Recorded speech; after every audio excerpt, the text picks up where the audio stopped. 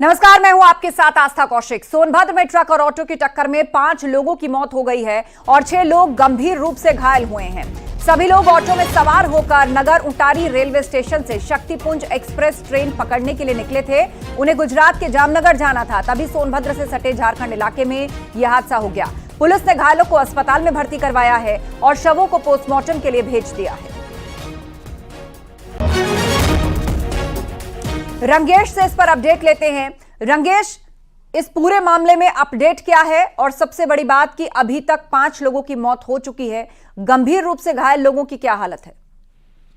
जी देखिए, बता दें कि ये सोनभद्र से बिंडमगंज थाना से सटे हुए झारखंड इलाके की घटना है। देर रात ये लोग रेलवे नगर उटारी जा रहे थे स्टेशन पर, जो जामनगर जाने वाले थे, और तभी एक तेज रफ्तार कोयला लदी हुई ट्रक ऑटो में टक्कर मार दी, जिसमें टोटल 12 लोग सवार थे, जिसमें कि मौके पे ही 5 लोग की मौत हो गई, जबकि 6 लोग गंभीर रूप से घायल हो गए। एक बाल बच गया, जबकि 6 लोगों को झारखंड के ही नगर उटारी में भर्ती कराया गया है, जहां पर 3 की हालत गंभीर बनी हुई है और 3 सामान्य हालत में है। तो इस तरह कुल मिला के 11 लोगों को चोट आई, जिसमें कि 5 लोगों की मौके पे ही मौत हो गई थी। 5 के शवों को पोस्टमार्टम हाउस में रखवा दिया गया है। और मैं बता दूं कि इसमें से सोनभद्र से दुधी कोतवाली क्षेत्र के भी कुछ लोग थे और बाकी झारखंड इलाके के लोग थे जो गुजरात के जामनगर जा रहे थे। जी बिल्कुल, और बीच रास्ते में ही यह हादसा हो गया। 6 लोग गंभीर रूप से घायल हैं। इस मामले में कोई पुलिसिया कार्रवाई भी हुई है क्या? किस तरह यह हादसा हुआ जो ये टक्कर हो गई सुबह सुबह? जी देखिए, बता दें कि ये आए दिन इस तरह की घटना होती है। एक ऑटो में 12, 13, 15 लोग सवार हो जाते हैं, जो अनियंत्रित हो जाती है। वहीं इन इलाकों में ट्रकों की आवाजाही ज्यादा होने की वजह से ट्रकों की रफ्तार भी अधिक रहती है, जिसकी वजह से ये दुर्घटनाएं होती हैं।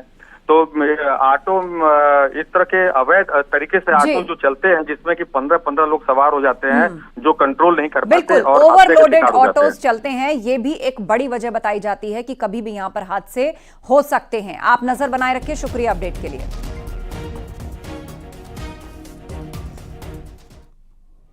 वहीं सहारनपुर में बजरी से भरा एक ट्रक ट्रांसफार्मर से टकरा गया। ट्रांसफार्मर में टकराने के चलते ट्रक में आग लग गई। गनीमत रही कि ट्रक सवार 3 लोगों ने कूदकर अपनी जान बचा ली और बताया जा रहा है कि ड्राइवर को झपकी आ गई थी, जिसके चलते यह हादसा हुआ है। आग लगने से ट्रक पूरी तरह से जलकर खाक हो गया और उसकी सूचना मिलने पर मौके पर पहुंची फायर ब्रिगेड की टीम ने कड़ी मशक्कत के बाद आग पर काबू पाया।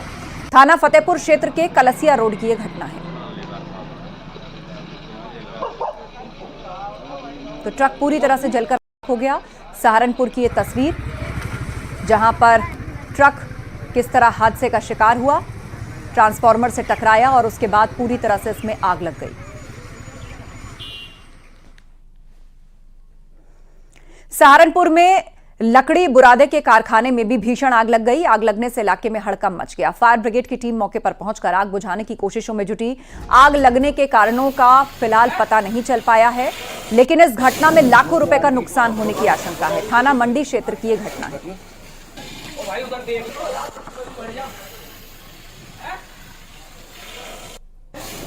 तो लकड़ी बुरादे के कारखाने में आग लग गई और यह आग कितनी भीषण थी, आप पहली तस्वीर से अंदाजा लगा सकते हैं कि फायर फाइटर्स को भी काफी मशक्कत करनी पड़ी। चारों तरफ धुआं ही धुआं नजर आया, जिसके चलते आग बुझाने की कोशिशें जो थी वो लंबे वक्त तक चलती रहीं। मशक्कत जारी रही। आखिरकार इस आग को बुझाया गया, लेकिन ये लकड़ी के बुरादे का कारखाना था, इसीलिए आग तेजी से फैली। लाखों के नुकसान का आकलन किया जा रहा है। ये घटना थाना मंडी क्षेत्र की है। लाखों रुपए के नुकसान की आशंका है। आग लगने के कारणों का फिलहाल पता नहीं चल पाया है। फायर ब्रिगेड की टीम मौके पर पहुंचकर आग बुझाने की कोशिशों में लगातार जुटी है।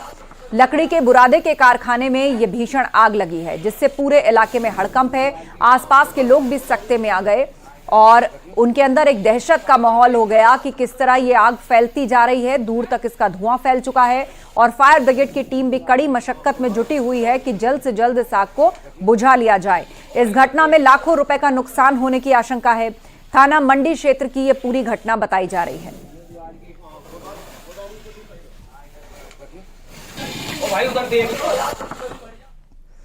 मुजफ्फरनगर में NH-58 हाईवे पर रोडवेज बस पलट गई और इस हादसे में बस में सवार दर्जनों यात्री बाल बाल बच गए। हादसे में 2 यात्री चोट लगने से घायल हो गए। रोडवेज बस देहरादून से दिल्ली जा रही थी। मंसूरपुर थाना क्षेत्र में यह हादसा हुआ है।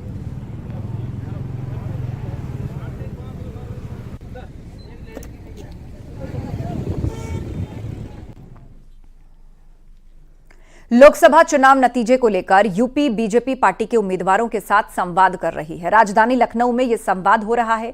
आज कानपुर बुंदेलखंड क्षेत्र के हारे प्रत्याशियों के साथ बैठक हो रही है और इससे पहले कल भूपेंद्र चौधरी और धर्मपाल सिंह ने अवध क्षेत्र के हारे हुए प्रत्याशियों से संवाद किया। पार्टी ने हारे प्रत्याशियों से हार की वजह के बारे में जानकारी ली।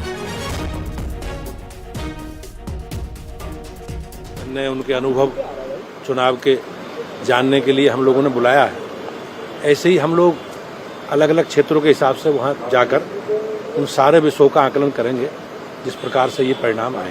अच्छा, अभी तक अध्यक्ष जी जो अभी तक सांसदों ने कल बताया था, क्या कुछ कंक्लूजन निकला कि संविधान वाला मुद्दा था या कुछ और स्थानीय लेवल पर जो नहीं, अब हम बातचीत कर रहे हैं, जानकारी इकट्ठी कर रहे हैं और उसके आधार पर अपनी पूरी रिपोर्ट बनाकर प्रदेश केंद्र को भेजेंगे।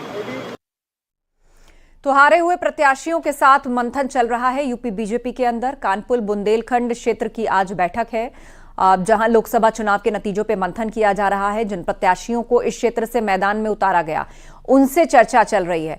सीधे लिए चलते हैं, हमारे सहयोगी संकेत मिश्रा हमारे साथ लाइव जुड़ रहे हैं लखनऊ से। संकेत, आप ही से समझना चाहेंगे कि बहुत ही डिटेल में एक्सरसाइज चल रही है। फिलहाल कानपुर बुंदेलखंड क्षेत्र की बैठक है, कुल कितने प्रत्याशियों को बुलाया गया है इस क्षेत्र से और यहां किन बातों पर मंथन किया जा रहा है कि मुद्दों में पिछड़ गए या फिर बूथ से वोटर नहीं निकला उसमें पिछड़े? क्या महत्वपूर्ण निष्कर्ष और बातें इस चर्चा में? बिल्कुल जाहिर सी बात है कि भारतीय जनता पार्टी के प्रदेश के अध्यक्ष भूपेंद्र चौधरी और महामंत्री संगठन धर्मपाल ने बैठकों का सिलसिला शुरू कर दिया है और इस बैठक का सीधे तौर पर उद्देश्य यही है कि तलाश करना है आखिर उन वजहों की जिन वजहों से लोकसभा के प्रत्याशी भारतीय जनता पार्टी के चुनावी मैदान में उनको पराजय मिली। और ये पड़ताल लगातार भारतीय जनता पार्टी के जो प्रदेश के अध्यक्ष हैं वो कर रहे हैं। आज भारतीय जनता पार्टी के प्रदेश के अध्यक्ष भूपेंद्र चौधरी बैठक कर रहे हैं और ये बैठक आज कानपुर और ब्रज क्षेत्र की है। कल अवध क्षेत्र की बैठक थी। हम बात भी करेंगे पूर्व सांसद RK पटेल जो कि लोकसभा से प्रत्याशी रहे हैं, RK पटेल, उनसे भी बात करेंगे हम कि आखिर जो ये बैठक है इस बैठक का मकसद क्या है। बैठक शुरू हो चुकी है और बैठक में भारतीय जनता पार्टी के प्रदेश के अध्यक्ष भूपेंद्र चौधरी और महामंत्री संगठन धर्मपाल इस बैठक में मौजूद हैं। इसके अलावा जो प्रत्याशी हैं जो चुनावी मैदान में हारे हैं भारतीय जनता पार्टी के, वो भी बिल्कुल और उनसे मंथन किया जा रहा है और निष्कर्ष निकाला जा रहा है ताकि सुधार किया जा सके। शुक्रिया अपडेट के लिए।